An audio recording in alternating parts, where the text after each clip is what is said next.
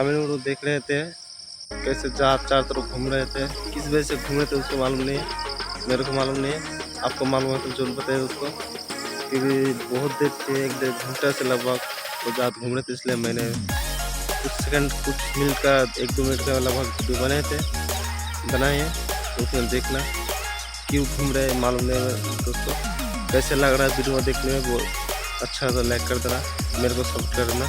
ठीक है दोस्तों, आप सब ठीक रहना, स्वस्थ रहना। धन्यवाद। पादमा ब्लॉग को सपोर्ट करना। थैंक यू दोस्तों।